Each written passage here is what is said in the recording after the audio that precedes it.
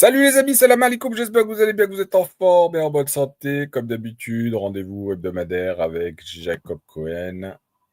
Bonsoir, bonsoir à tous. J'espère que vous allez bien. Très heureux de vous retrouver. Très bien, merci. Bah écoute, fidèle au poste comme d'habitude. Merci à vous d'être disponible et toujours au rendez-vous, toujours ponctuel. Les amis, on va commencer ce live, cette chronique hebdomadaire sur un sujet particulier. Et bien sûr, comme d'habitude, vous aurez la possibilité de participer. Je vais vous mettre le lien. Sur TikTok, je vous invite à partager et tapoter un maximum. Sur Twitter, pareil, n'hésitez pas à tweeter. Alors, Monsieur Cohen, on va commencer sur le sujet Oui, d'actualité. Alors, je vais vous montrer l'article qui est là, voilà. concernant donc euh, un recrutement, une volonté de recruter donc des travailleurs vietnamiens. Euh, hop, il est là. Attendez. Voilà. Alors, est-ce qu'on le voit bien? Attendez. Voilà. Euh, oui, mais on ne voit pas les. Voilà. Voilà, voilà, voilà, voilà, voilà, voilà. C'est Voilà. très bien. Donc là, Voilà. Israël souhaite donc faciliter le recrutement de travailleurs qualifiés du Au Vietnam. Vietnam. Voilà. Alors, juste avant que vous commenciez, Monsieur Cohen, Oui, parce que j'ai quand même, je suis allé voir l'article, et il y a juste un truc qui m'intrigue dans l'article là, euh, oui, c'est c'est l'introduction. Donc, Israël souhaite accueillir davantage de travailleurs qualifiés du Vietnam et créer les conditions favorables à cet effet, a déclaré le ministre israélien du Travail, le rabbin, pardon, Yoav Ben Tézur. Alors, c'est peut-être deux personnalités différentes. Est-ce que vous confirmez ou pas? quoi? Qu'est-ce que Le ministre du Travail et le Oui. rabbin Yoav Ben Tézur, c'est les Oh mêmes non. personnes? Ah oui, c'est la même personne. D'accord, donc c'est la même personne. Par contre, moi, ce qui m'intrigue dans l'article, c'est que là, ils disent donc vouloir recruter des travailleurs qualifiés du Vietnam, et ils parlent d'une visite en Chine lors de sa rencontre avec le Premier ministre Pham Minh Chine à Hanoï. Donc il y a une erreur, je crois, c'est ça, hein? Non, non, non. Je pense que l'article fait une espèce de raccourci. Il veut dire que le ministre du Travail qui devait se rendre en Chine ou qui était en Chine ou en chemin vers la Chine s'est arrêté à Hanoï et a discuté avec le Premier ministre vietnamien. Voilà. Ok, bon, ben, c'est pas grave, c'est peut-être une erreur de syntaxe. Allez, c'est Voilà, parti, voilà. je vous laisse commencer Bon, là-dessus et on développera euh, après. vous pouvez enlever l'article maintenant si. Enfin bon, comme vous voulez. En fait, pourquoi j'ai voulu commencer avec cet article? Euh, Moi, ce qui m'avait intrigué, c'est que je l'ai publié sur Telegram. D'ailleurs, j'invite les lecteurs à me suivre sur Telegram parce que c'est le réseau dans lequel je m'exprime le plus librement. Voilà. En général, quand je m'exprime sur Facebook ou ailleurs, je me retiens, ou sur Twitter, X, je fais des compromis, ou comme parfois je renonce à publier un article parce qu'il y a le mot, tel ou tel mot qui ne convient pas, etc. Et donc, les réactions ont été très négatives de ceux qui ont vu l'article. Ils ont insulté, ils ne comprenaient pas la position du Vietnam. Comment ce pays qui a combattu l'impérialisme américain et l'impérialisme français aussi peut s'associer avec le régime sioniste et lui livrer des milliers de travailleurs pour l'aider dans son économie. Et en fait, voilà, ça c'est la réaction primaire émotionnelle. Or, il m'est arrivé dans, pendant ces vidéos, lors de ces vidéos, de vous dire à quel point il faut séparer la logique étatique de l'idéologie de ceux qui gouvernent l'État. Certes, le Vietnam a été un pays à l'avant-garde du combat anti-impérialiste. Il a vaincu la France et les États-Unis. Et après, il a fallu, après le départ des Américains, la réunification du Nord et du Sud, un pays ravagé. Enfin, je veux dire, on ne peut pas imaginer les destructions, pas seulement des millions de bombes, mais le napalm est ce qu'on appelle l'agent orange, c'est-à-dire un produit chimique qui détruisait les forêts, etc. Donc c'est un pays qui a vraiment qui a pu renaître de ses cendres de manière extraordinaire. Mais c'est un pays qui est réaliste, c'est-à-dire c'est un État qui joue son rôle dans les relations internationales. Et donc, dans les relations internationales, il n'y a pas de place au sentiment. Et on dit que les États sont des monstres froids. Donc, les États n'ont que des intérêts, ils n'ont pas d'amis, ils n'ont que des intérêts. C'est une leçon pour nous, pour dire que c'est vrai qu'un État, vous savez, c'est une logique étatique, on ne peut pas faire autrement. Vous savez, par exemple, un jour, moi j'étais à une conférence et on parlait justement de la logique étatique ou bien la logique de celui qui gouverne. Et je leur avais dit, voilà, vous me connaissez, n'est-ce pas? Vous me connaissez bien. À l'époque, Manuel Valls était ministre de l'Intérieur lorsque j'ai fait cette conférence. Bon, imaginez-moi, vous me nommez ministre de l'Intérieur. Si au bout de 4-5 mois, je suis toujours ministre, je ferai exactement la même chose que Valls. Et tout le monde a dit, mais non, quand même. Mais non, justement, à partir du moment où on rentre dans la fonction de ministre de l'Intérieur, on devient un ministre de l'Intérieur et on agit comme un ministre de l'Intérieur. C'est par exemple, vous prenez un ministre socialiste qui gouvernait, enfin qui était ministre de l'Intérieur, je crois, enfin un ministre socialiste en 1947-48. Il y avait une grève des mineurs. J'ai oublié le nom de ce ministre, il est très connu, enfin bon. Et il y avait une grève des mineurs. Eh bien, ce ministre socialiste qui était de gauche et tout, eh bien, il a été, comment dire, les circonstances l'ont amené à faire tirer sur les mineurs pour briser leur grève. Donc, c'est-à-dire qu'à partir du moment où on rentre dans l'appareil étatique, eh bien, on agit comme un membre d'un État, responsable de l'État. C'est juste pour vous dire, quand des gens se posent la question, pourquoi l'Égypte n'intervient pas, pourquoi l'Arabie Saoudite n'intervient pas, bon, c'est vrai que ce sont des régimes qui ne sont pas portés sur les luttes populaires. Bon, mettons ça comme ça. Mais aussi, ils ont des logiques étatiques.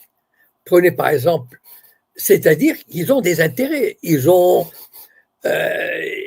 du pétrole à vendre. Ils ont des échanges commerciaux de milliards. Ils ont une aide, par exemple, l'Égypte a une aide qui reçoit une aide militaire de l'Amérique, etc. Donc ils ont des emprunts bancaires au niveau international. Et donc ils ne peuvent pas se permettre de jouer. On n'est plus dans une cour de récréation, on n'est plus dans un café. On a une responsabilité de l'État.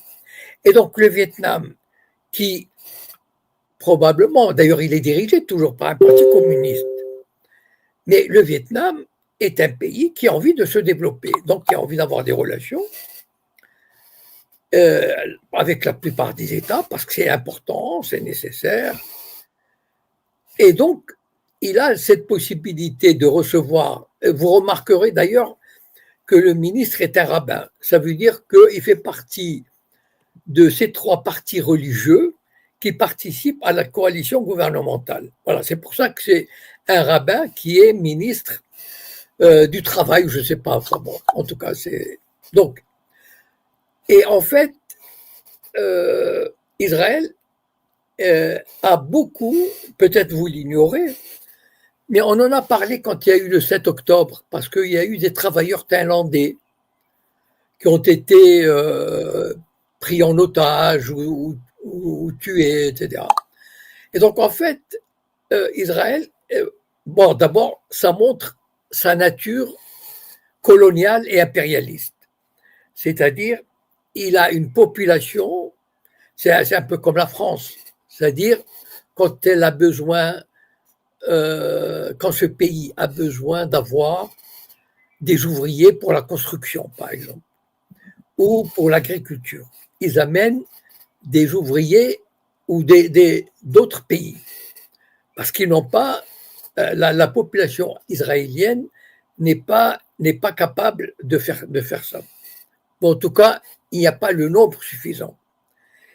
Et incidemment, ça montre que les Israéliens veulent réduire la population palestinienne au chômage. Parce qu'en fait, qui était employé jusqu'à présent, avant l'arrivée, alors des Thaïlandais, des Indiens d'Inde et du Vietnam. Principalement, ce sont ces trois pays qui fournissent, et les Philippines, mais les Philippines, c'est pour les nounous, les aides-soignantes, les gardiennes à domicile, voilà. Vous savez, les gardes malades à domicile sont très connus en Israël, les Philippines, pour ça.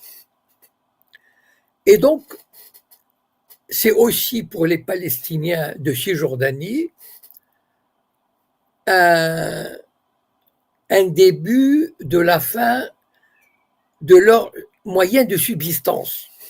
Parce que ils étaient des dizaines de milliers, même de Gaza d'ailleurs.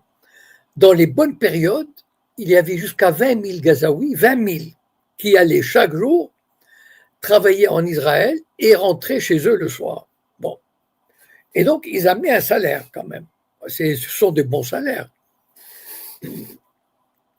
Et donc, les Israéliens commencent à remplacer les travailleurs de Cisjordanie, d'ailleurs de Gaza, bon, on n'en parle plus, mais même les travailleurs de Cisjordanie, il y en a de moins en moins. D'ailleurs, à ma connaissance, enfin, on les a presque supprimés, presque. Et donc, ça pose le problème de cette population réduite au chômage, qui, d'une certaine manière, on va les forcer à partir. Puisque les travailleurs palestiniens, vous savez qu'il y a des centaines de milliers de Palestiniens qui travaillent dans les pays du Golfe. Et donc, c'est une façon de pousser des dizaines de milliers de Palestiniens de Cisjordanie à quitter la Cisjordanie. Et donc, le Vietnam, si vous voulez, vous avez par exemple, peut-être qu'ils ont un problème de chômage. Il y a toujours un petit volant de chômage.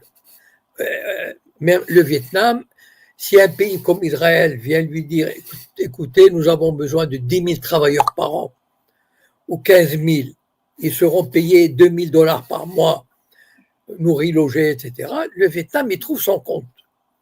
Et en même temps, le Vietnam, il ne peut pas...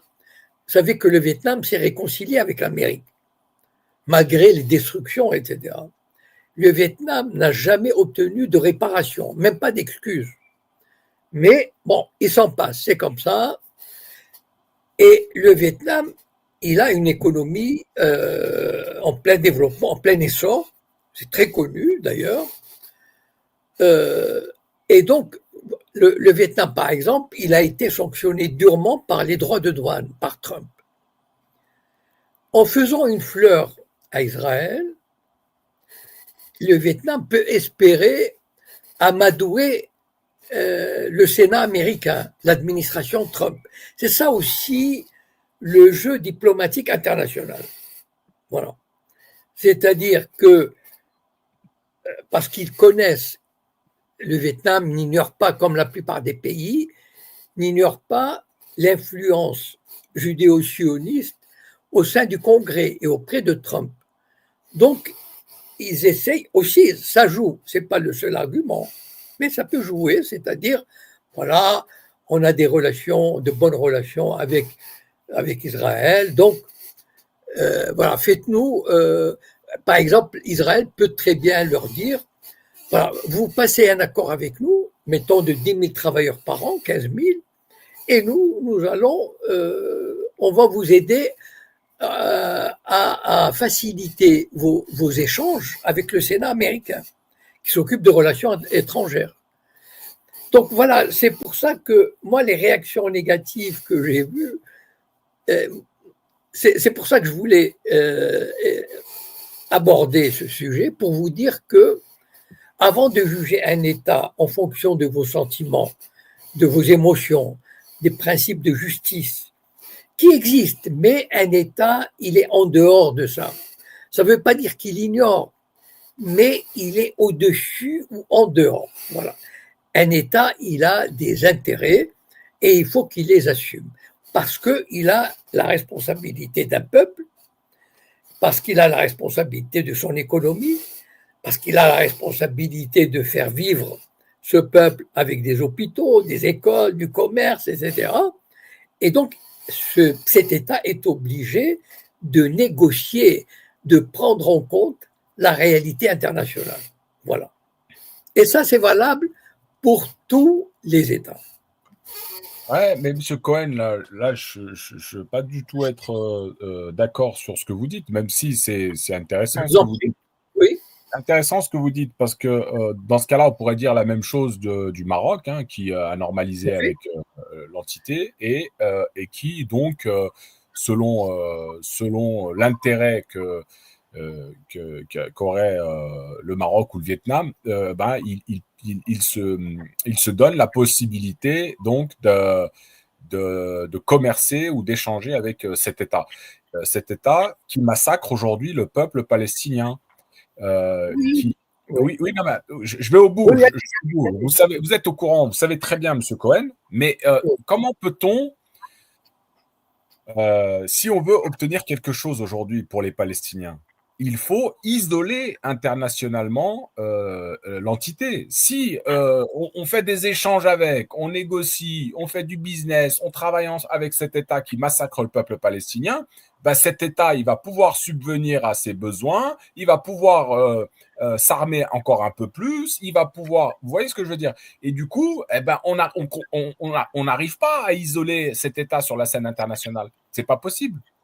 Donc, moi, je suis pas d'accord sur le principe que sous prétexte qu'on ait des besoins dans nos pays, comme vous l'avez souligné par rapport au Vietnam, qu'il y ait peut-être une crise passagère et donc ils ont besoin de faire travailler des gens. Bon, ok, mais il faut savoir que là, vous parlez du Vietnam, mais il s'agit aussi, Israël aujourd'hui recrute non pas seulement au Vietnam, mais dans d'autres pays. Et j'ai même vu passer des vidéos dernièrement où ils recrutaient euh, alors, c'est pas passé, on n'en a pas vu, on n'en a pas entendu parler officiellement, mais il y a eu des vidéos sur les réseaux sociaux où des Marocains s'apprêtaient à quitter le pays pour aller travailler en Israël.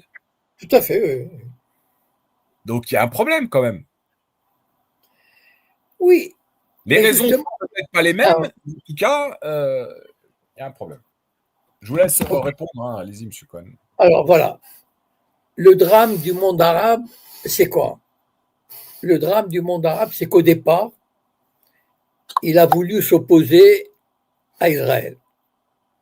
Vous savez que dans les années, on oublie, dans les années 50 et 60, le monde arabe a établi une liste des sociétés américaines et européennes à boycotter parce qu'ils négociaient avec Israël. Bien.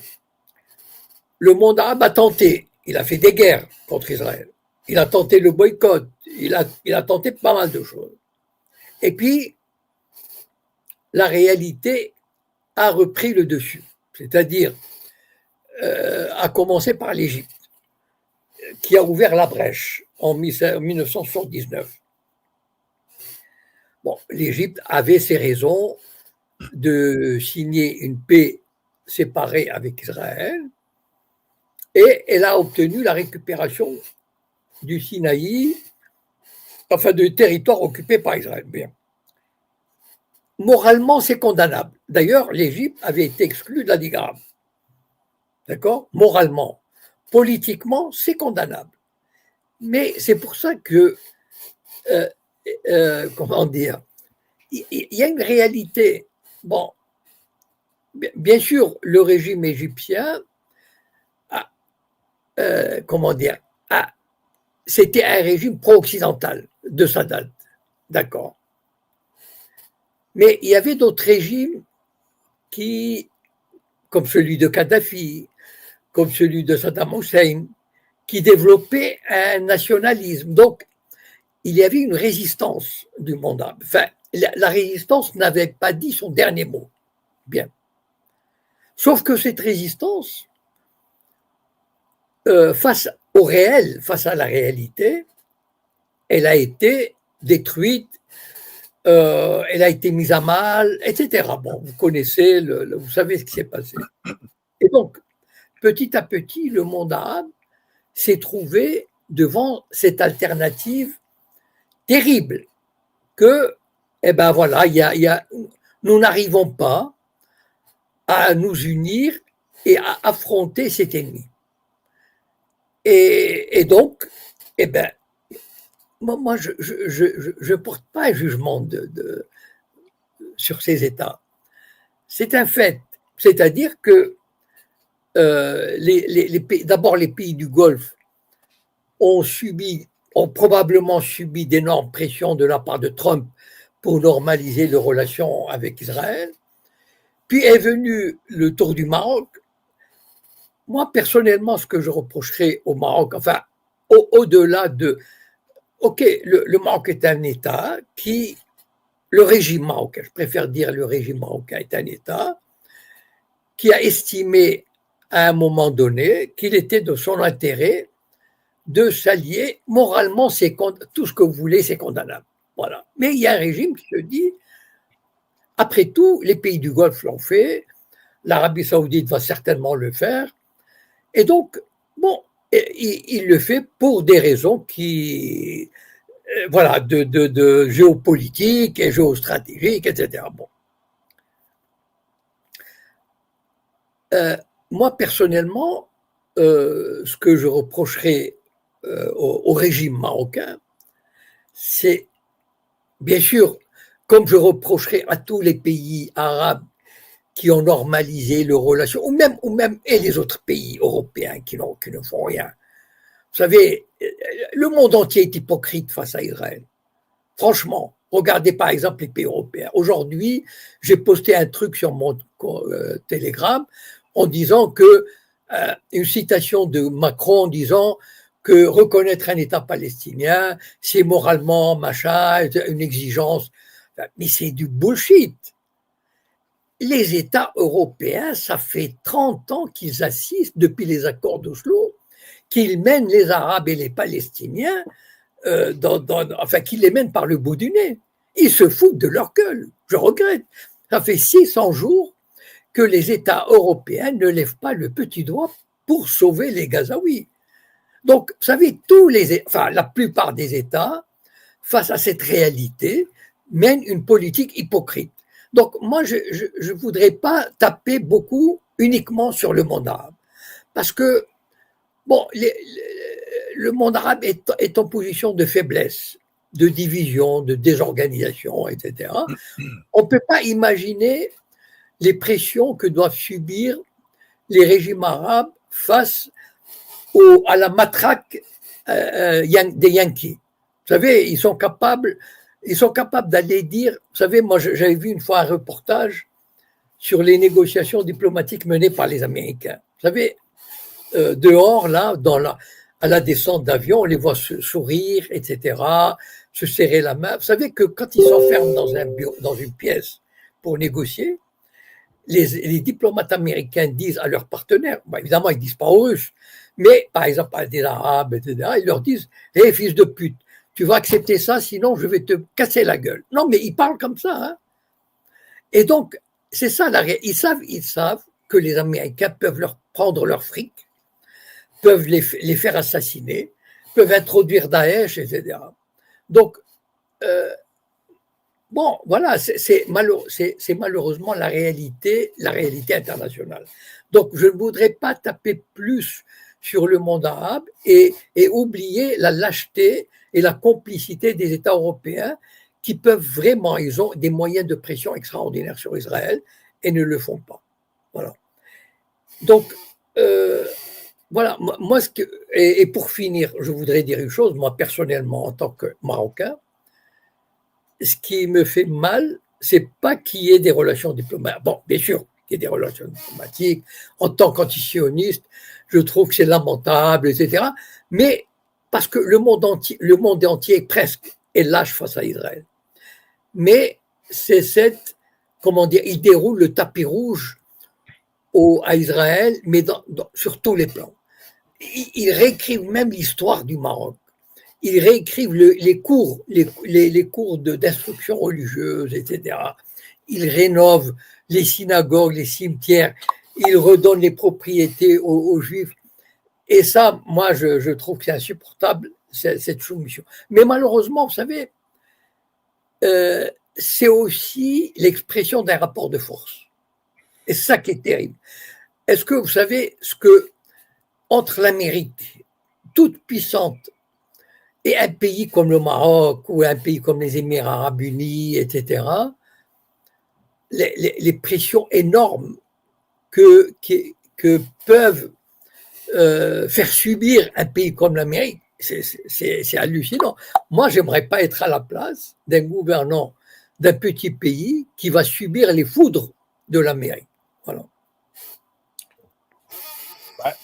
C'est très complexe cette question-là. Quand vous dites tous les régimes arabes, voilà, moi je suis en partie d'accord avec vous, mais on est dans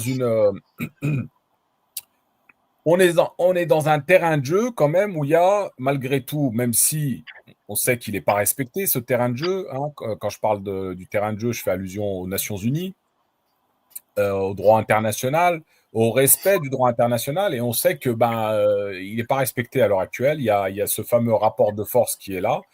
Mais selon vous, que doivent faire des pays, par exemple, je vais citer comme l'Algérie, qui elle a ses positions claires concernant la cause palestinienne et concernant Israël qu'elle ne reconnaît pas.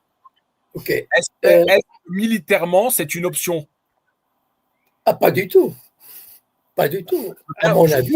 Et d'ailleurs, l'Algérie. Parce que souvent, on va reprocher à l'Algérie de se servir de la cause palestinienne, mais aujourd'hui, elle est droite dans ses bottes. Elle n'a pas normalisé. Elle ne reconnaît pas cette entité et elle défend au nom du droit international la cause palestinienne tous les jours à l'ONU. Vous avez encore peut-être vu hier le discours de Ammar Benjamin, qui a tenu un discours de 13 minutes où il a défendu la cause palestinienne. Voilà. Moi, j'aimerais avoir votre avis sur les possibilités qu'a l'Algérie. Est-ce que militairement, c'est une option? J'ai répondu, vous savez, j'ai fait une interview dans un journal algérien récemment et j'ai répondu à cette question. Bon. L'Algérie, le régime algérien, ou l'Algérie, ou le gouvernement algérien, ou les autorités algériennes, elles ne peuvent pas faire grand-chose sur la Palestine. Voilà. Peut-être que s'il y avait une Ligue arabe unie, peut-être il y aurait pu y avoir, comment dire, un élément, enfin, ils auraient pu prévoir ou bien l'organisation de la coopération islamique. D'accord.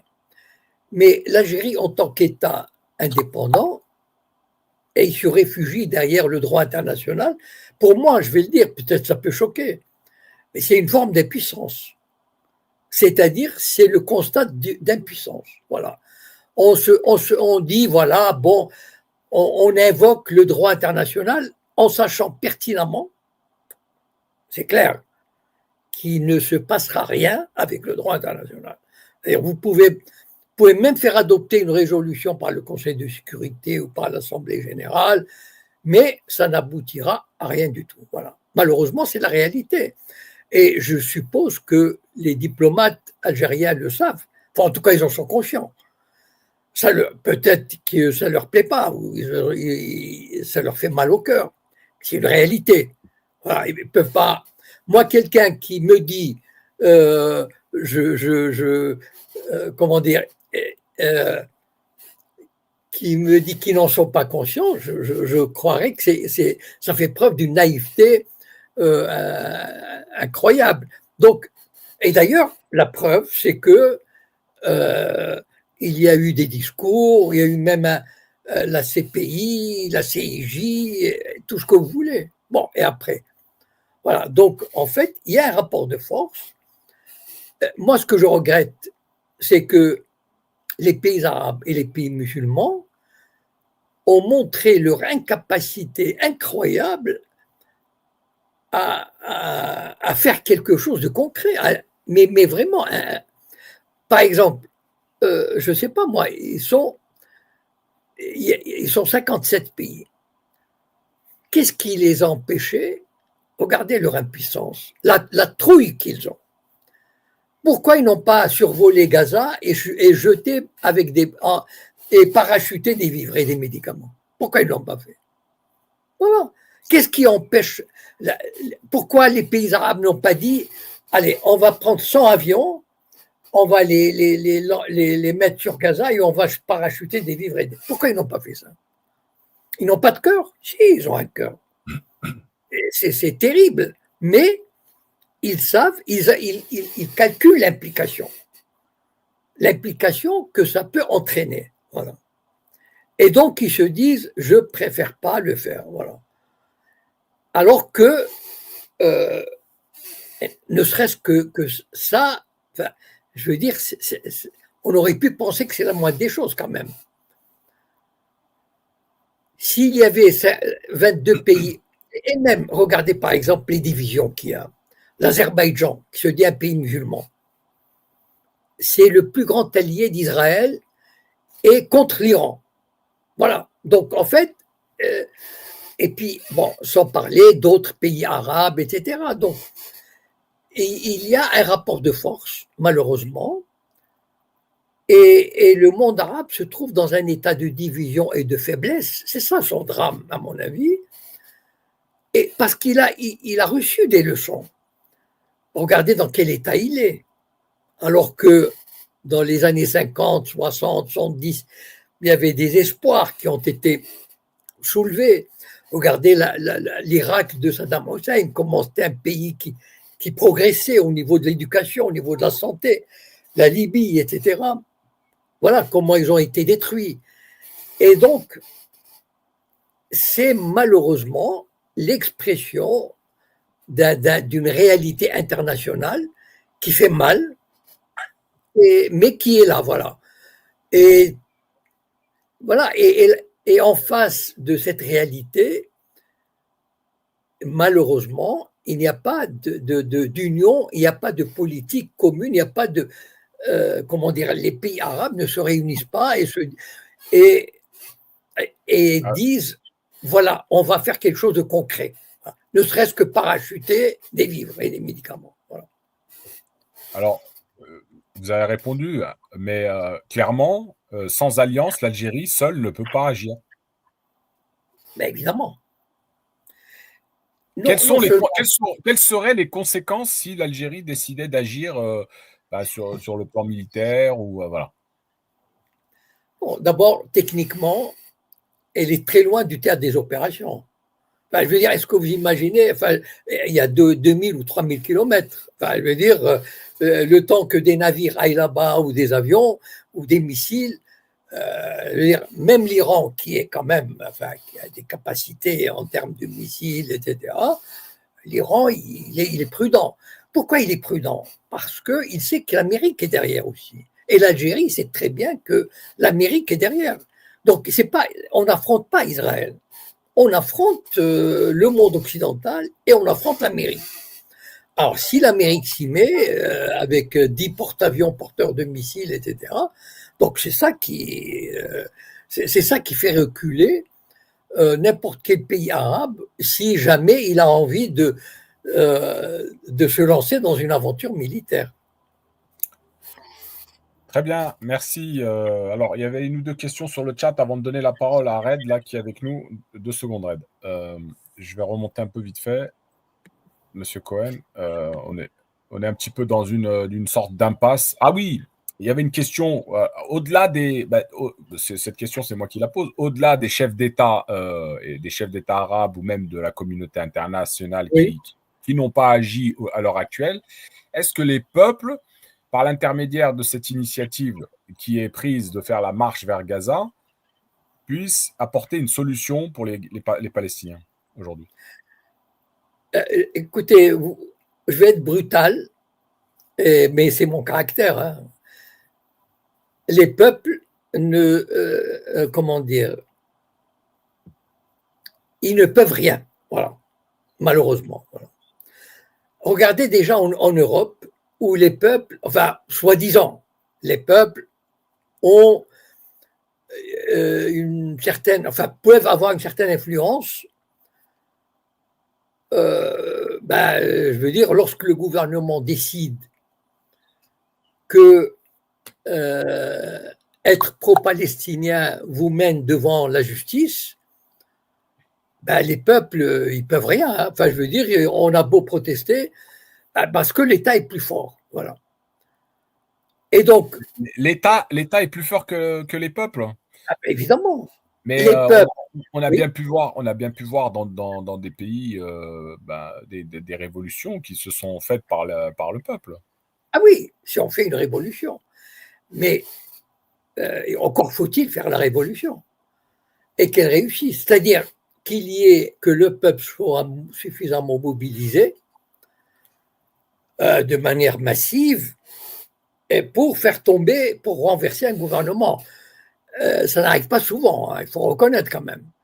Donc, je veux dire, vous savez, moi, rappelez-vous, enfin, je ne sais pas si si vous vous souvenez, mais en Grande-Bretagne, lorsque Tony Blair voulait intervenir en Irak, mais il y avait des millions de Britanniques dans la rue. Et alors, ça n'a servi à rien. Bon, et même le pouvoir trahit la volonté populaire. Le peuple français a voté contre le traité européen en 2005. Eh bien, le gouvernement lui a dit, allez-vous. Ah, voilà, il a fait ce qu'il voulait. Donc, en fait, on a cette illusion que le peuple peut faire quelque chose, mais en fait, à part vraiment une révolution, enfin un mouvement populaire qui soit massif. Mais sinon, bon, on a vu sur la retraite, on a vu sur les paysans, enfin, les exemples sont là. Donc, en fait, c'est très rare que le peuple réussisse à inverser, à faire plier le gouvernement. Voilà. Et donc, l'opinion publique, eh ben, malheureusement, elle compte pour du beurre. Voilà. Pour moi, en tout cas. Moi, c'est ma vision. Vous savez que j'ai toujours eu, enfin, j'ai une vision assez cynique et assez réaliste des choses. Et malheureusement, l'opinion publique, voilà, elle est de peu de poids. Voilà. Très bien, merci M. Cohen pour votre honnêteté intellectuelle et votre réponse. Alors, nous avons Red avec nous. Bonsoir Attitude Cohen, encore merci pour tes interventions Attitude avec M. Cohen. Je rejoindrai effectivement le fait que M. Cohen a entièrement raison sur le fait que les peuples ne peuvent rien contre les États. Mais M. Cohen, concrètement, votre sentiment, pourquoi les pays arabes et les pays musulmans ne font pas ce qu'il faut, les États, je parle, pourquoi ne font pas ce qu'il faut de façon à remédier à une solution par rapport à Gaza et par rapport au fait que Israël fait ce qu'il veut quand il fait ce qu'il veut à tout moment et qu'il continue à faire des exactions et personne ne réagit. Alors, est-ce qu'ils ont peur? Est-ce qu'ils sont frileux? Est-ce qu'ils n'ont pas les moyens? Est-ce qu'on ne s'attaque pas uniquement à Israël et qu'on s'attaque au reste du monde? Concrètement, c'est quoi le cheminement de tout ça réellement? Alors, d'abord, ils ont les moyens. Vous savez, un jour, j'ai dit ici, il suffirait, enfin, vraiment, les 57 pays de l'Organisation de la coopération islamique, ou de la conférence islamique, je ne me souviens plus le C à quoi il correspond, conférence ou coopération. Ils auraient pu dire, nous arrêtons toute exportation dans les 24 heures si Israël n'arrête pas son agression. Et je vous assure, s'ils faisaient ça, l'agression israélienne s'arrête. Parce qu'on ne peut pas se permettre, même rien que la Ligue arabe. Ils ne font pas. Alors, pourquoi ils ne le font pas? Pourquoi ils ne le font pas? Attends, il va te répondre. Il va te répondre. Laisse-le aller au bout, s'il te plaît, parce que sinon, ça fait un. Vas-y. Pourquoi ils ne le font pas? D'abord parce que il y a des pays qui n'ont pas envie de le faire. Voilà. Voilà, l'Arabie Saoudite n'a pas envie de le faire. Les Émirats Arabes Unis n'ont pas envie de le faire. Le Maroc n'a pas envie de le faire, etc. Bon, l'Égypte n'a pas envie parce qu'ils sont impliqués dans des accords avec les Américains. Ils sont vraiment, ils ont des liens très forts avec les Américains, économiques, militaires, stratégiques, etc. Et donc, ils ne veulent pas se lancer, faire quelque chose qui irait à l'encontre des Américains. D'une part. Donc, il y a déjà une division. Il n'y a pas une unité. Ça fait longtemps que la Ligue arabe n'est plus unie. Ça fait longtemps. Tout à l'heure, j'ai cité l'exemple de l'Azerbaïdjan. Mais même les pays arabes, aujourd'hui, il y a la moitié à peu près qui disent écoutez, laissez-nous tranquilles, nous, on reconnaît la Pax Israelana, etc. Voilà. Ils ne le disent pas comme ça, mais c'est tout comme. Voilà. Donc, d'abord, ils sont divisés. Donc, s'il n'y a pas d'union, c'est très difficile d'imaginer une politique commune qui aboutisse, qui ait des résultats. Et deuxièmement, ils ont la trouille. Ils ont la trouille. Vous avez, par exemple, prenons un régime, n'importe quel régime arabe, voilà, enfin, qui soit, il se dit, moi, je vais aider, je vais mener une campagne, je vais mobiliser le monde arabe pour lancer une campagne. Vous savez ce qui est arrivé à Saddam Hussein? Vous avez vu ce qui est arrivé à Kadhafi, etc. Et donc, ils ont la trouille, ils se disent, et nous, encore, moi je dis ça, mais on ne sait pas grand-chose. Par exemple, regardez combien d'argent les pays du Golfe ont dans les banques américaines. Regardez la Russie, par exemple, un grand pays. On leur a piqué, on l'a gelé 300 milliards à la Russie. Donc, imaginez l'Arabie Saoudite, imaginez le Qatar, imaginez les Émirats Arabes Unis, le Maroc, etc., etc. Et peut-être que même l'Algérie a des réserves, je ne sais pas, enfin, je ne suis pas au courant. Mais on leur dit, ah, vous avez de l'argent chez nous, eh ben, on le pique. Voilà, il est gelé. Et donc, en fait, c'est ça le chantage à l'assassinat. Moi, je suis sûr que entre quatre yeux, les Israéliens et les Américains peuvent dire à MBS, Ben Salman, etc., et d'autres, écoute, si tu nous emmerdes, tu sais, on peut très bien voilà. Et ils savent de quoi, les chefs d'État et les responsables savent de quoi ils sont capables. Est-ce qu'ils ont envie de prendre ce risque quand ils ont vu ce qui s'est passé? Donc, et c'est vrai, vous savez, par exemple, aujourd'hui, j'écoutais un Américain qui a passé 2 ou 3 semaines j'ai oublié son nom, bon, c'est dommage, bon. Il a passé 2-3 semaines en Iran. Et il a évoqué ces entretiens qu'il avait avec les autorités iraniennes, etc. Et il a rappelé les assassinats qu'il y a eu sur le territoire iranien des experts nucléaires, etc. Regarde, l'Irak, par exemple, a construit une centrale nucléaire. Mais le Mossad a assassiné la plupart des scientifiques qui s'en occupaient. Alors, vous savez, l'Arabie Saoudite, par exemple, elle veut construire une centrale nucléaire. Eh bien, l'Arabie Saoudite, avant de construire une centrale nucléaire civile, elle est obligée de demander, je vous le dis, enfin, parce que je l'ai entendu, je l'ai lu, vous pouvez me croire, à demander la garantie d'Israël que cette centrale ne soit pas bombardée et que ces scientifiques ne soient pas assassinés. Et qu'à cette condition, elle pourra normaliser ses relations avec Israël. Donc voilà où ils en sont. Ils connaissent les capacités, ils savent ce qui se passe, ils regardent autour. Donc ils ont la trouille, voilà, et ils savent qu'ils n'ont pas les moyens de résister. On n'est plus dans les années 50 ou 60 où il y avait des dirigeants qui menaient les peuples avec dans une dynamique de résistance, dans une dynamique guerrière, etc. Voilà. Les temps ont changé et donc ils se taisent, ils ne font rien qui puisse énerver. Il y a une, il y a une image que les Chinois utilisent et ils veulent pas, comment dire, tirer les moustaches du tigre, voilà, pour l'énerver. Très bien, merci. Alors, avant de donner la parole à Iron, Red, tu voulais rebondir, dire autre chose ou...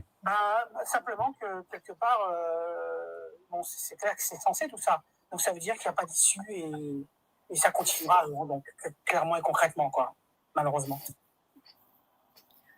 Non, vous savez, pourquoi? Non, il y a une solution. Voilà. Moi, j'aurais voulu que les sociétés civiles arabes mènent le combat de légitimité, le combat culturel, etc. Et malheureusement, il n'est pas mené. Voilà. Et c'est ça le drame. Parce qu'on on peut pas attendre grand-chose des gouvernements, mais s'il y avait des organisations, prenons l'Europe par exemple, s'il y avait une organisation qui comptait 5 à 10 millions de musulmans en Europe, d'accord, et qui cotisait à 20 euros par an, cette organisation aurait 100 millions d'euros par an de budget. Est-ce que vous imaginez ce qu'il pourrait faire et est-ce que vous imaginez le poids électoral de cette organisation de 10 millions? Pourquoi il n'y a pas une organisation arabo-musulmane ou je ne sais pas quoi, turco-arabo-musulmane en Europe, de tous les pays européens, avec 10 millions de membres et qui pèserait sur la politique européenne? Voilà, il ne faut pas attendre tout des gouvernements, on les oublie. Mais moi, je trouve que les sociétés civiles arabes en Europe ne font pas le job, alors qu'elles pourraient le faire. Très bien, merci. Alors, Iron, tu es là? Oui, je suis là. Bonjour à vous. Ouais, vas-y, si tu voulais intervenir. Oui, j'aurais aimé avoir tout d'abord, bonsoir Attitude, bonsoir Monsieur Cohen. J'aurais aimé avoir l'avis de Monsieur Cohen sur deux questions qui sont différentes mais très courtes. Hein. Moi, j'aurais aimé qu'il nous explique et avoir son avis sur la schizophrénie du Maroc, qui milite à demi-mot pour un État palestinien. Et de l'autre côté, il normalise, il fait des exercices militaires avec Israël. Donc moi, je n'arrive pas à comprendre cette schizophrénie. Et de l'autre côté, Abdelmalek El-Houthi, le chef des Houthis, qui vient de menacer récemment le Maroc, qui les a qualifiés de traîtres. Est-ce que vous pensez que les Houthis peuvent être un danger pour le Maroc, pour les bateaux peut-être qui circulent aux environs? Merci à vous. Vous savez, la schizophrénie, je suis désolé, elle touche tous les États. Tout à l'heure, j'ai cité l'Union européenne. Combien de fois, Macron par exemple, combien de fois il a dit oui, il faut reconnaître un État palestinien, la solution à 2 États, etc. Et maintenant, après 20 mois de bombardement, ils disent ah oui, on va prendre des mesures, etc. C'est pas de la schizophrénie, ça? Donc en fait, c'est pratiquement, c'est pour ça que j'ai voulu tout à l'heure commencer avec le Vietnam, c'est pour montrer que il y a une logique étatique et il y a le droit, la justice, etc., mais qui ne se rencontrent pas nécessairement, et donc c'est valable pour tous les pays à des degrés divers. Bon, bien sûr, bon, le Maroc s'est engagé, bon, enfin le régime, je préfère dire le régime marocain, s'est engagé, bon voilà, mais pour moi ça reflète aussi l'échec, un certain échec du monde arabe. Voilà. C'est-à-dire qu'il est arrivé à un point de faiblesse, de soumission, de division, où c'est chacun pour soi, où on admet la défaite, on admet la supériorité du système israélien, de la force de l'axe américano-sioniste, et voilà, c'est une réalité à laquelle ils se soumettent. Voilà, c'est comme ça que moi je me l'explique. Voilà. Bon, quant aux outils, enfin, je suis pas au courant de la déclaration qu'ils ont faite sur le Maroc. Bon, D'abord, il pourrait très bien aussi attaquer les pays du Golfe. Vous savez, les Émirats arabes unis sont des alliés d'Israël, absolument. D'ailleurs, on compare, enfin, je sais pas, vous savez, le MBZ, je crois, qui s'appelle le prince là-bas. Ben Salman, ouais. Non, Ben Salman, c'est en Arabie Saoudite, mais des Émirats arabes unis, c'est MBZ, non? Ah oui, j'ai oublié son nom. Ouais. Je crois, enfin bon. J'avais lu même des articles où on le compare. Il est tellement fasciné par le régime sioniste que vraiment, il calque la politique étrangère de son pays en Afrique, etc., sur celle des sionistes. Tellement il est admiratif de l'efficacité des sionistes, etc. Et donc, bon, si les Houthis voulaient vraiment combattre les alliés d'Israël, il a des alliés à côté, enfin, je veux dire, tout à fait, enfin, très proches, donc il pourrait leur faire du mal, voilà. Après, je ne sais pas s'il peut atteindre le Maroc, mais bon. Non, mais atteindre le Maroc par le biais des navires qui passeraient vers le canal, par là-bas. Vu qu'il y a des navires. Oui, peut-être, oui. Attaquer le Maroc directement, c'est pareil. Si l'Algérie doit attaquer l'entité, voilà. Oui, enfin bon. Enfin bon, je crois que déjà les Houthis ont déjà pas mal, enfin, assez à faire avec le régime sioniste pour s'attaquer à ces. D'ailleurs, à ma connaissance, enfin, les Houthis, l'Arabie Saoudite leur a mené la guerre. Donc, c'est une guerre qui a duré quand même pas mal d'années. Donc, l'Arabie Saoudite a mené une guerre terrible. Et elle a fait 200 000 morts, je crois, ou quelque chose comme ça. Et donc, voilà un fait, par exemple, qu'on passe sous silence ou presque. C'est-à-dire un régime, le régime yéménite, qui se voulait indépendant, qui se voulait en dehors de l'influence saoudienne, eh bien, il a subi une guerre qui a duré je ne sais pas combien d'années, 3-4 ans, où sont fait massacrer, bombarder, etc., par leurs frères, entre guillemets, arabes, saoudiens. Donc, voilà où on en est. Alors, très bien. Avant de donner la parole à Sparte qui vient d'arriver, j'ai quelques questions là, vite fait. Je remonte sur le chat. Il y avait une question, bon, vous avez plus ou moins répondu, mais dans le cas où les pays arabes entamaient donc une. Alors, je retrouve comme il faut. Voilà. Monsieur Cohen, ne pensez-vous pas que si les pays arabes dans leur ensemble décident de faire une action commune contre Israël, bon, pensez-vous que cela aurait de l'effet sur les sionistes? Mais le point de départ, il est erroné. Voilà. Le point de départ, il n'est pas réaliste. Enfin, je veux dire, la Ligue arabe a 22 États, et la moitié qui ne ferait jamais une chose pareille. Que non seulement qui ne ferait, mais qui a des relations avec Israël, commerciales, militaires, etc. Vous savez, l'Arabie Saoudite n'a pas normalisé, mais ça fait des années, enfin je le sais, enfin je veux dire, c'est qu'il y a des relations assez étroites au niveau du renseignement, des échanges militaires, etc., etc. Donc déjà la moitié ne ferait jamais une chose pareille. Et l'autre moitié, je ne sais pas, l'autre moitié, je ne sais pas si elle serait en forme pour pouvoir le faire. Voilà. Mais il est évident que si 22 pays, mais moi encore une fois, pour battre Israël, il ne s'agit pas c'est pas par les moyens militaires. Combien de fois je le dis, on peut le battre en faisant, par exemple, en faisant comment dire, un groupe de pression en Europe qui aurait entre 5 et 10 millions de membres. Imaginez la force de frappe d'un groupe qui aurait entre 5 et 10 millions de membres. Voilà, avec un budget de 50 ou 100 millions d'euros par an. le nombre d'avocats qu'il peut mobiliser sur le plan électoral, sur le plan de l'information, sur le plan médiatique, etc. etc. Voilà, je ne sais pas pourquoi les Arabes ne se lancent pas dans ce genre de combat. Le combat des idées, le combat de l'influence, le combat de la propagande. Voilà. Je reprends une idée qui m'est chère.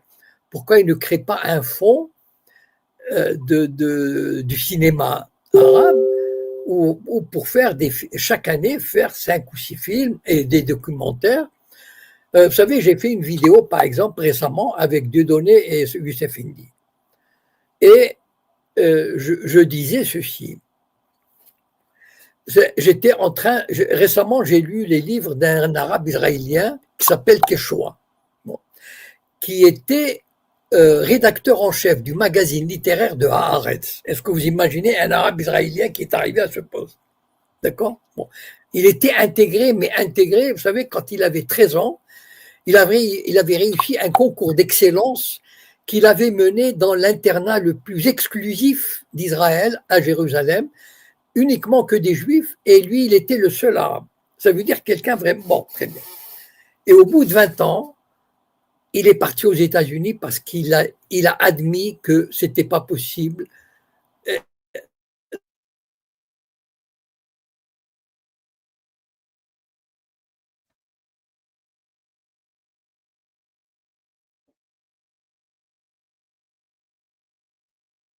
Arabe israélien, du citoyen arabe israélien dans un pays juif. Rien qu'avec ces 3 romans, je vous assure qu'on peut faire 5 ou 6 films, mais de bons films, qui auront un impact. C'est ça, pour moi, c'est ça la faiblesse du monde arabe. C'est pas la guerre, c'est pas les États arabes. Les États arabes ne feront rien. Ils sont pourris, les États arabes. Comment dire, les équipes gouvernementales arabes, elles sont pourries. Enfin, soyons réalistes, il ne faut pas rêver. Je veux dire, elles sont corrompues, la majorité, etc. Bon, ne pensent qu'à leurs privilèges. Enfin, vraiment, pas des. On n'est plus au temps de Nasser, de Saddam Hussein, de Kadhafi, etc. C'est fini ce temps-là. Par contre, ce que je regrette, c'est que les sociétés civiles arabes ne se mobilisent pas. Voilà. Et on peut faire beaucoup de choses. Et Israël est attaquable, le sionisme est attaquable du côté légitimité, du côté de la propagande, du côté du droit de l'homme, du côté vous voyez, c'est ça, c'est là où il faut attaquer le sionisme. Très bien, merci M. Cohen. Alors, Sparte qui est avec nous. Bonsoir Altitude, bonsoir M. Cohen. Je serai à peu près. J'étais un peu du même avis que Red. Vous avez dit en introduction que l'incapacité des pays arabes et des monarchies arabes par rapport à la puissance américano-sioniste, c'est qu'ils pouvaient les contrôler par l'argent placé dans les banques de ces pays, soit par les assassinats des leaders. Et vous préconisez, vous dites qu'il y a une alternative pour lutter contre Israël, c'est que les populations arabes se manifestent. Malheureusement, moi j'ai discuté avec un Égyptien sur TikTok qui me disait que Al-Sisi avait mis des militaires partout dans les quartiers populaires et que s'ils bougeaient, ils se faisaient canarder par les militaires. Donc ces populations arabes, peut-être qu'elles ne bougent pas parce qu'elles savent que si elles bougent, ils vont se faire tuer. Et l'autre point que vous soulignez, vous dites que vous ne comprenez pas le fait que les musulmans de France et d'Europe ne s'organisent pas. Ne pensez-vous pas, récemment d'ailleurs en France, avec l'islamophobie rampante, on a interdit une association d'aide à la Palestine. Ne pensez-vous pas que ces pays européens qui sont plus ou moins sionistes, avec le lobby sioniste qui est très puissant, ils vont, s'il y a une telle association qui existe en Europe, ils seraient dans la capacité peut-être de la dissoudre en les traitant de frères musulmans. Qu'en pensez-vous? Eh ben, c'est là où, à mon avis, hein, c'est là l'erreur. Pourquoi la France et les pays européens s'attaquent aussi impunément aux musulmans? Pourquoi? Parce qu'ils sont divisés et faibles, parce qu'ils ne sont pas organisés. S'il y avait une association de 5 millions, vous croyez qu'on peut la dissoudre? Mais elle peut mobiliser 1000 avocats, elle peut mobiliser une centaine de sociétés publicitaires, elle peut acheter des chaînes de télévision pour faire passer le message, elle peut peser sur le corps électoral, gagner des villes, etc. Et c'est ça et on s'attaque aux Maghrébins. Prenons la France. Le pays s'attaque aux Maghrébins parce que les Maghrébins sont faibles, divisés, lâches, pusillanimes. Ils rasent les murs. Voilà. C'est ça pour moi, c'est ça le constat dramatique. Voilà. Et bien sûr, il y a des individualités, il y a des vidéos, il y a des vidéastes, etc., qui font le boulot, mais ils sont divisés, ils sont éparpillés, etc. Mais ils sont toujours sous la menace, c'est-à-dire d'une expulsion, d'une convocation, etc. Mais moi, je reste convaincu que s'il y avait une organisation capable de réunir 3 millions, 4 millions, et on a les gens, enfin, je veux dire, ce sont les sociétés maghrébines en France ou en Allemagne, enfin, etc., elles sont nombreuses. Il y a beaucoup d'universitaires, il y a des médecins, il y a des avocats, il y a des ingénieurs, etc. Eh bien, il faut que je vous rappelle une chose, je regrette, mais l'Europe et la France, ce sont des États de droit. C'est-à-dire que si on a une association qui fait 5 millions, qui recrute 1000 avocats, par exemple, je vais vous donner un exemple. OK, la France a arrêté les subventions d'un lycée d'excellence musulman. Mais bon Dieu, pourquoi arrêter peut-être 5 millions d'euros, disons, 5 millions. Bon. Mais bon Dieu, si les Maghrébins avaient quelque chose dans le ventre et dans la tête, mais ils auraient réuni 50 millions dans la semaine et ils auraient dit nous ouvrons 10 lycées comme ça. C'est ça la réaction qu'il faut avoir. Mais bon Dieu, voilà. Alors on rase les murs, on dit oh, voilà, mais on est des poules mouillées. Et le gouvernement profite. C'est tout. Vous savez, dans une relation dialectique, dominant-dominé, d'accord? Une relation dialectique. Pour qu'il y ait un dominant, il faut qu'il y ait un dominé. Voilà. Eh bien, s'il y a un dominant en France, et vous savez lequel, je n'ai pas besoin de le nommer, c'est parce qu'il y a un dominé qui joue très bien le rôle de dominé, qui joue très bien le rôle de l'esclave, qui rase les murs. Voilà. Et donc, et malheureusement, c'est la réalité. Or, il y a tout ce qu'il faut. Je regrette, en France, c'est pas une dictature. Enfin, je veux dire, il y a le tribunal administratif, il y a le Conseil d'État. On peut, si on a les moyens, si on a la volonté, etc., on peut affirmer sa volonté. Voilà. Et malheureusement, ce qui manque en France et en Europe, c'est l'union et la volonté. Et si on avait ces deux choses, je vous assure que les gouvernements européens, ils auront la vie dure. Voilà. Et seulement, si vous voulez, ils ont en face d'eux une population. Vous savez, quel est le rêve du Maghrébin qui réussit? C'est se dire, je ne veux pas avoir d'histoire, je ne veux pas que ma fille porte le voile si elle a envie de porter le voile, pas envie d'égorger un mouton, je préfère même changer de prénom, je ne sais pas quoi. Donc en fait, voilà, mais moi je vous dis, enfin, moi ça me fait mal au cœur quand je vois qu'on ferme un lycée d'excellence et qu'il n'y a pas de réaction, bon Dieu, enfin quoi, il y a 5 millions de Maghrébins incapables de réunir 10 millions d'euros, 50 millions, et dire, mais c'est ça fait reculer le gouvernement. Nous ouvrons 10 lycées et votre argent, vous pouvez le foutre là où je pense. Voilà. Et nous allons mobiliser 100 avocats et acheter des espaces publicitaires, etc.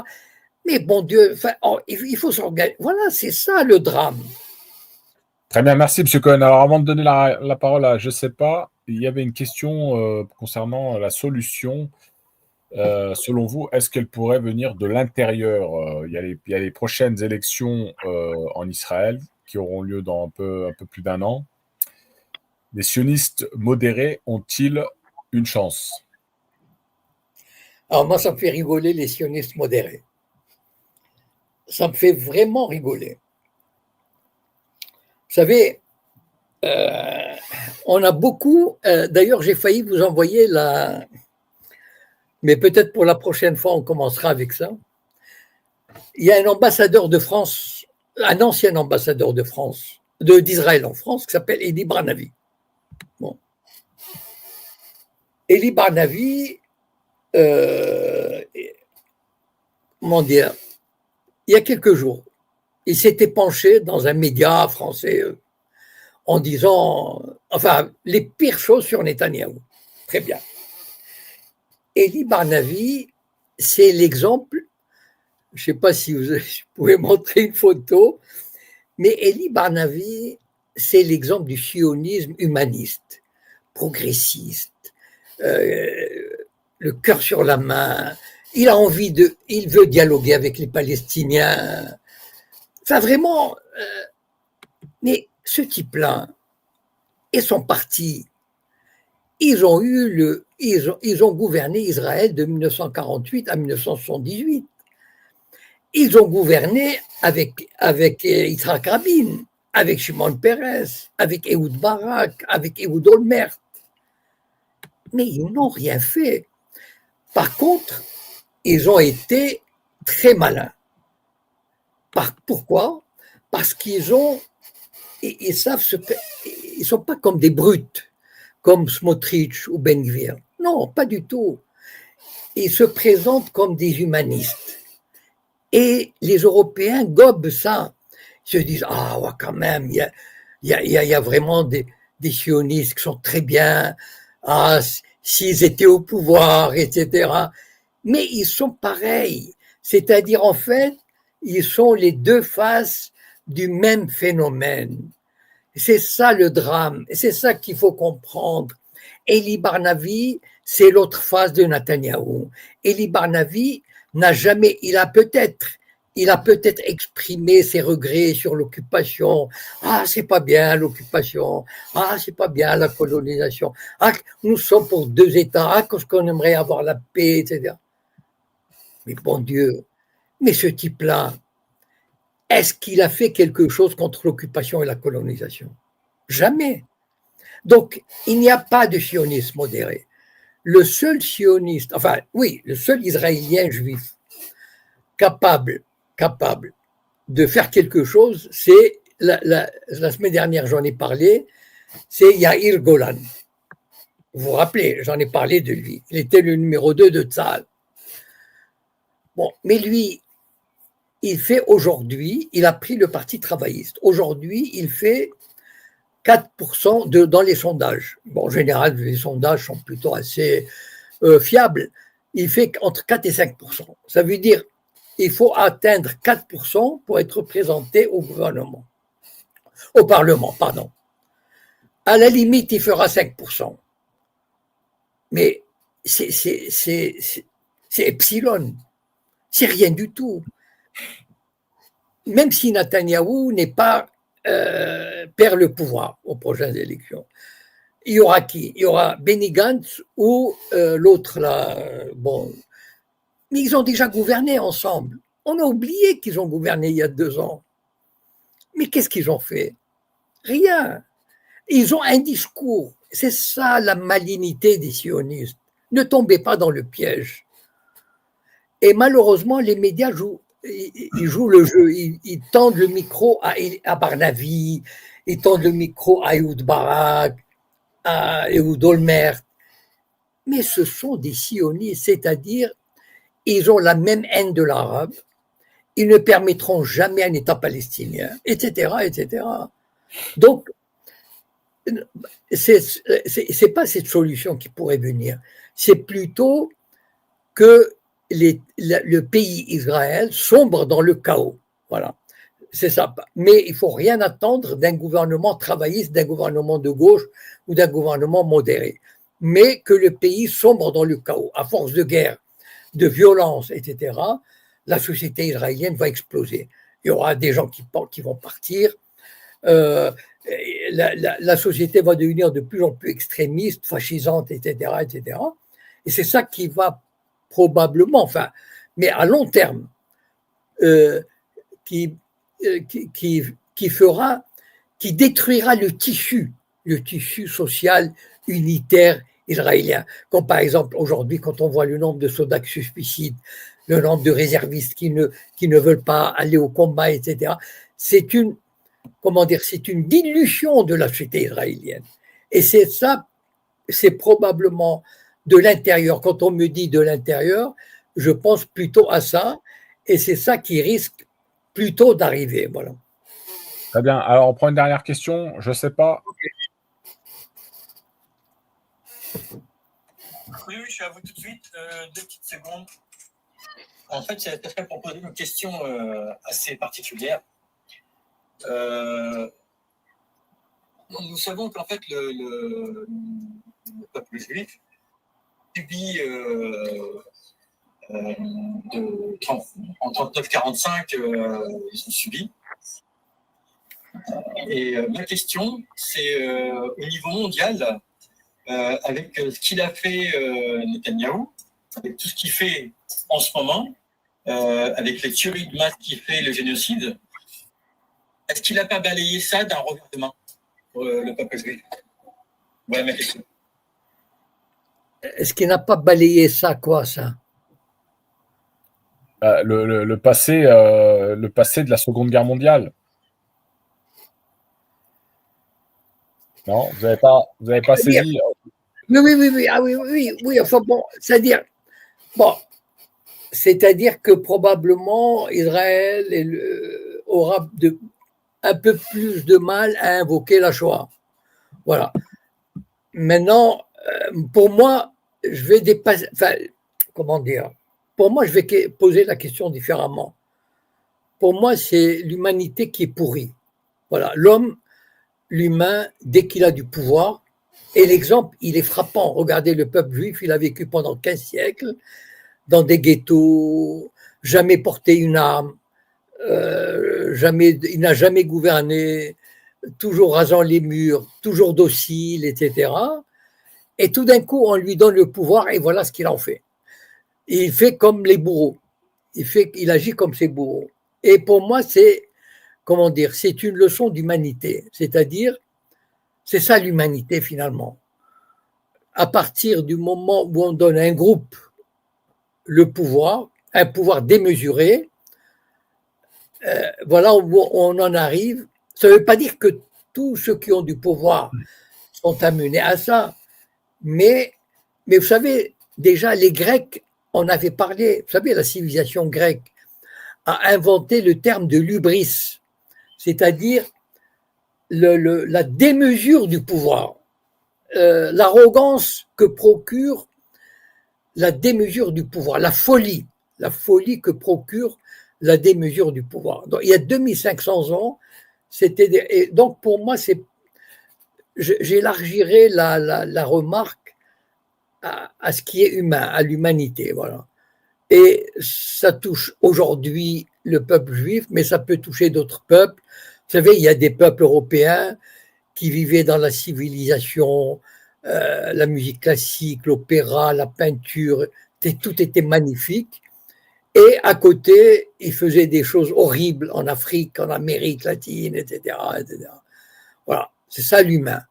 Voilà. C'est-à-dire, c'est malheureusement une caractéristique de l'humain et justement l'illustration suprême, c'est le peuple juif qui a subi un des plus grands massacres et qui commet un des plus grands massacres de façon délibérée, sadique, sans pitié, etc. Voilà. Alors, merci, M. Cohen. Alors, il y avait Red qui voulait peut-être poser une dernière question. Oui, merci Bon, beaucoup. allons-y.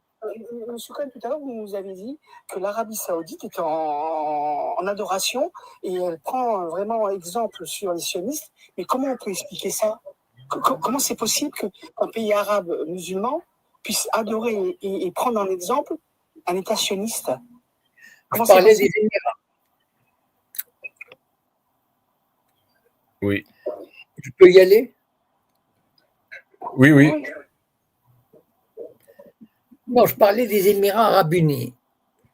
Parce que c'est ça, il faut comprendre une chose. Le type MBZ est à la tête d'un État qui a beaucoup d'argent et qui est fasciné.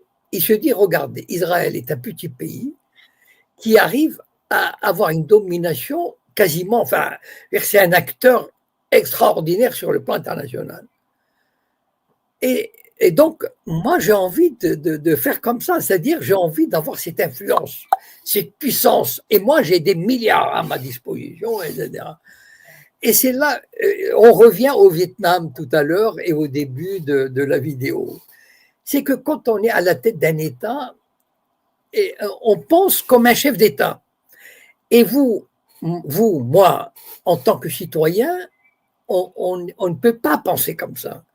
Parce qu'on est des humains, comment dire, des humains qui vivons les choses normalement. Voilà.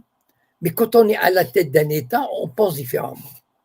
Et c'est ça qu'il faut comprendre. Enfin, c'est pas qu'il faut, c'est la réalité.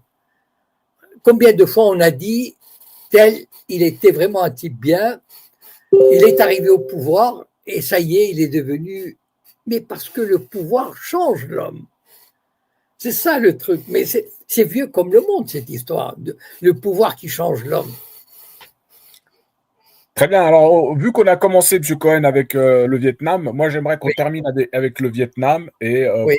pour pas du tout les mêmes raisons, mais vous avez très bien pu voir et ce qui a fait polémique justement de la visite de Macron à Hanoï, c'est cette histoire de querelle familiale. Qu'est-ce que vous pouvez nous dire vite fait en 2 mots pour conclure? Moi, j'aimerais bien qu'un jour on écrive la vraie histoire de ce couple, que les langues se délient et qu'on connaisse les secrets croustillants de ce couple. Il doit y avoir des choses assez extraordinaires. Et voilà, bon, on attend qu'un jour ça soit du domaine public. Voilà. C'est ça le mot de la fin. Merci à vous, M. Cohen. C'est moi. Bonne soirée à tous. C'est vraiment toujours génial et c'est toujours super agréable de pouvoir échanger avec vous, enrichissant. Merci à tout le monde. En tous les cas. Voilà. Merci à toi. Merci à toi. Voilà, merci à tous. Merci, M. Cohen. On se donne rendez-vous la semaine prochaine. Pour ceux qui sont arrivés en cours, ils peuvent s'abonner à la chaîne. Et excellent week-end à vous. Merci à Bonsoir à tous. Bonne soirée. Voilà, les amis, je vous donne rendez-vous la semaine prochaine. Que la paix soit sur vous. Salam alaikum. Amin. Sahal,